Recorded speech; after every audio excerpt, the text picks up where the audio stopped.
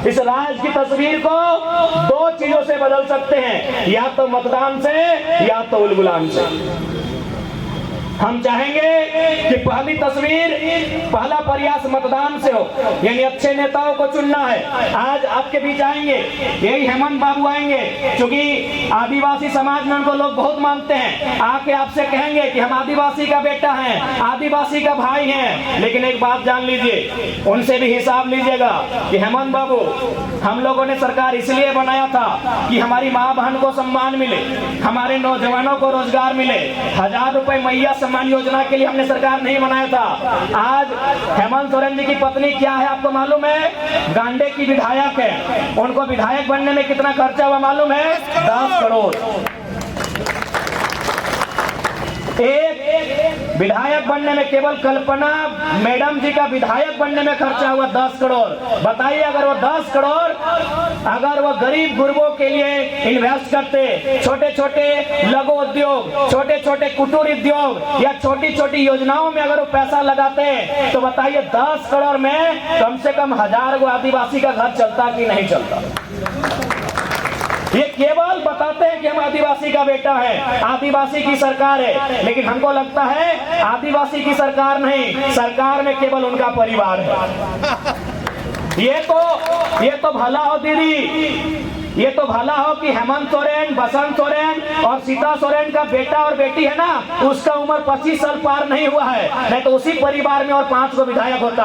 आप केवल वोट देते, 15 किलोमीटर पैदल चल के आते, जंगल जाते, लकड़ी चुन के लाते, हाट में बेचते, और बस वही गरीबी में हम लोग का जिंदगी चल रहा है। सही बोल रहे हैं। जिस दिन हेमंत सोरेन जी, बसंत सोरेन जी और सीता सोरेन जी, इनका बेटा और बेटी की उम्र जिस दिन 25 साल पार होगा, वो विधायक होंगे। इस दिन के लिए झारखंड राज्य आपने नहीं बनाया था, इस दिन के लिए हमने झारखंड राज्य नहीं बनाया था, एक परिवार के लिए झारखंड राज्य नहीं बना था। ये झारखंड राज्य 3.25 करोड़ की आबादी के लिए बना था।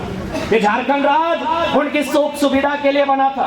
ये झारखंड राज्य उनके हक अधिकार के लिए, उनके न्याय के लिए बना था। लेकिन आज ऐसा लगता है ये झारखंड राज्य कुछ परिवारों का झारखंड राज्य बन के रह गया है। ये झारखंड राज्य हमने 81 विधायक बनाने के लिए अलग नहीं किया था। ये झारखंड हमने 81,000 नौजवानों को रोजगार देने के लिए अलग किया था। लेकिन आज हमें काफी विधायक बना के रह गए। यही हमें लगता है बहुत सारी भाई लोग हैं जो आज CGL की तैयारी कर रहे हैं। कितने भाई हैं जो कॉलेज के छात्र हैं? हाथ खड़ा कीजिए।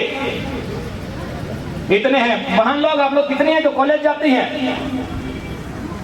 आप लोग कॉलेज नहीं जाती हैं? अच्छा, स्कूल वाली हैं। आज CGL को लेकर बच्चे धरने में बैठे हैं। आज CGL में 25 से लेकर 30 लाख में पेपर लीक हुआ है। आप बताइए, इस बोरियो के क्षेत्र से मैं आपसे पूछना चाहता हूं, कितने माता पिता ऐसे हैं जो अपने बच्चों के लिए 25 लाख में नौकरी खरीद के देंगे? अरे आप तो छोड़िए, यहाँ हमारे पुलिसकर्मी भैया लोग हैं, छोटा बाबू है, बड़ा बाबू है, मैं इनसे ही पूछता हूँ, क्या ये लोग 25 लाख 30 लाख में अपने बेटे के लिए नौकरी खरीद पाएंगे? ये पुलिस में है, इनको शायद सरकार 50,000 रुपए तनख्वाह भी देती है, लेकिन 25 लाख में अपने बेटे के लिए नौकरी ये भी नहीं खरीद पाएंगे। तो हम और आप तो हाट बाजार करने वाले हैं, कहाँ से उनके नौकरी को खरीद पाएंगे? ये हमारे झारखंड की तस्वीर है। एक दिन में क्या बताइए, हम मेहनत करके जंगल जाते हैं, पत्ता तोड़ के लाते हैं, तत्वन तोड़ के लाते हैं, लकड़ी चुन के लाते हैं, उसे मार्केट में ले जाके बेचते हैं। कितना रुपए मिलता है? ए दादी लोग बताइए, आप कितना रुपए मिलता है? 100, 150, 200, 300, इतना ही ना? यानी दिन भर मेहनत करने के बाद आपको मिलता है 300। और यहाँ माफिया लोग दिन में 3 लाख से लेकर 30 करोड़ तक कमाते हैं। ये मेरे झारखंड की तस्वीर है। इसलिए इस राज्य की तस्वीर को आपको बदलना होगा।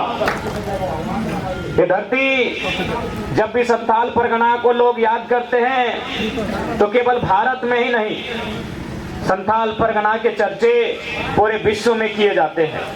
ये वही संथाल परगना की धरती थी जहां 1855 में सिद्धू कान्हू, चांद भैरव, फूलो झानो के नेतृत्व में अंग्रेजों के खिलाफ विद्रोह किया गया था। यही बगल में भागलपुर का क्षेत्र है जहां तिलका मांझी को बरगद के पेड़ पर फांसी पे टांगा गया था। यानी आज झारखंड के लोगों ने एक लंबी लड़ाई लड़ी है, झारखंड के लोगों ने एक लंबे यातना का दौर को देखा है, झारखंड के जनमानस ने एक दमन दोहन का दौर देखा है, एक अन्याय और अत्याचार का दौर देखा है और उसी के खिलाफत होकर एक अलग झारखंड राज्य का निर्माण किया है। आज अगर इस झारखंड राज्य निर्माण की बात करें तो गुरु जी का नाम आता है, लेकिन आपको जानकारी होना चाहिए गुरु जी को संथाल परगना भेजने वाले शख्स का नाम विनोद बिहारी महतो था। गुरु जी का घर रामगढ़ जिला है। यदि आप नहीं जानते हैं, हमारी माताएं बहनें जो बैठी हैं, गुरु जी दिसम गुरु का घर रामगढ़ जिला है जो बोकारो और रांची के बीच पड़ता है। यानी यहां से लगभग 350-350 किलोमीटर की दूरी पे गुरु जी का घर था।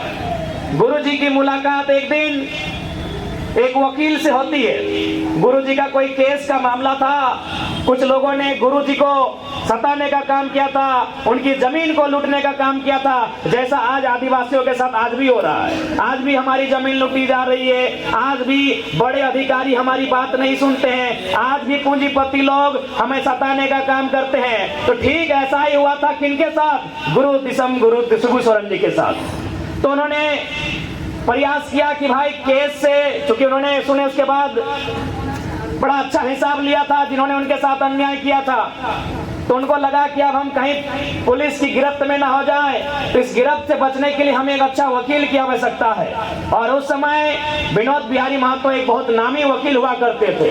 तो विनोद बिहारी ने गुरु जी को एक ही संदेश भिजवाया था कि देखिए शिबू जी, यदि आप किसी तरह बलियापुर आ गए, विनोद बाबू का घर है बलियापुर, उनका घर है गोला, यानी गोला से बलियापुर की दूरी भी लगभग 100 किलोमीटर से ज्यादा है। तो गुरु जी को एक संदेश दिया कि आप किसी तरह जंगल के रास्ते अगर बलियापुर आ जाते हैं तो आपको बचाने का जिम्मा हमारा होगा।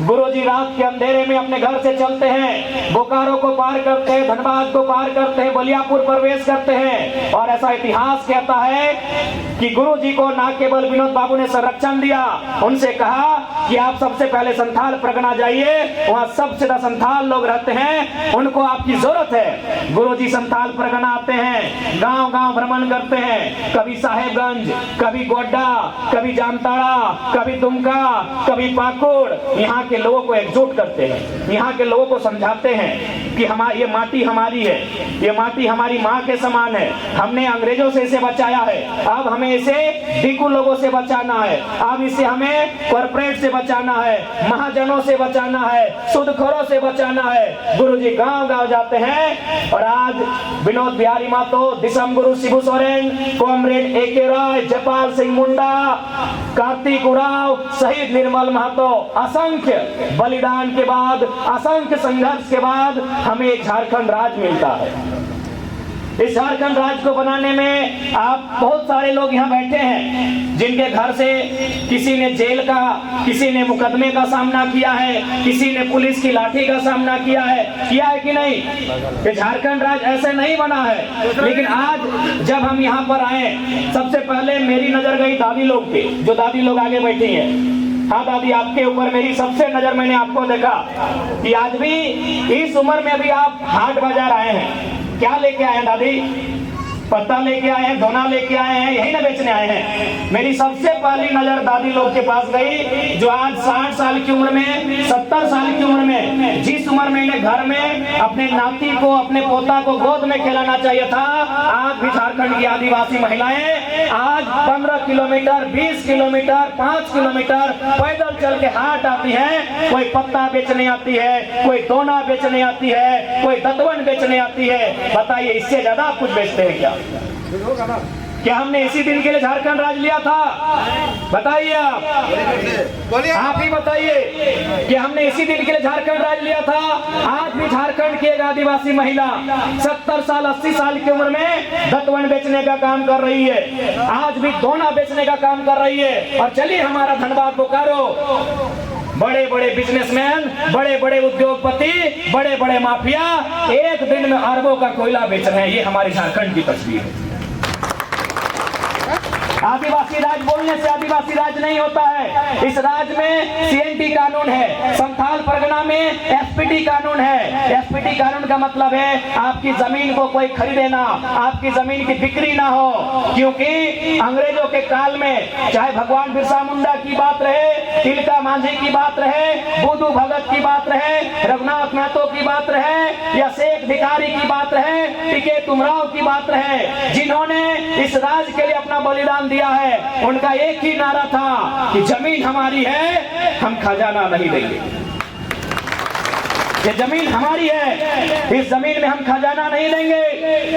ये जमीन हमारी है, हम खजाना नहीं देंगे। सिद्धू कान्हो की बात रहे, चांद भैरव की बात रहे, चांद को महतो की बात रहे, या फूलो झानो की बात रहे, एक ही नारा गूंजा था कि हमारी जमीन है, इस जमीन पे हम खजाना नहीं देंगे। यानी हमारे लिए सबसे इंपॉर्टेंट क्या है? जमीन है। जमीन से बड़ा कुछ नहीं। आज हमारे बाद इस जमीन पर हमारी आने वाली पीढ़ी खाएगी, उनके चले जाने के बाद उनकी आने वाली पीढ़ी खाएगी कि नहीं? देखिए माताएं बहनें, हमारे अभिभावक, संपत्ति दो प्रकार की होती है। और यहाँ जितने लोग आए हैं, चाहे मीडिया के कर्मी हो, चाहे मंच में हमारे नेतागण हो, चाहे बगल में हमारे पुलिस वाले भैया लोग हैं, चाहे आप जो नीचे बैठे हाट बाजार करने वाले, सबकी इच्छा होती है संपत्ति अर्जित करने की, कि मेरा कुछ संपत्ति बने।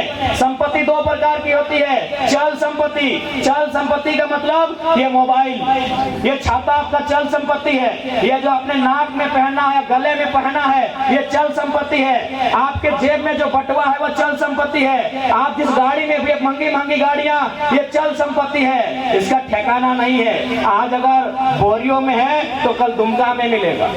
एक ही चीज का ठिकाना है, ये जमीन का टुकड़ा आज भी बोरियों में है और 100 साल बाद भी बोरियों में रहेगा।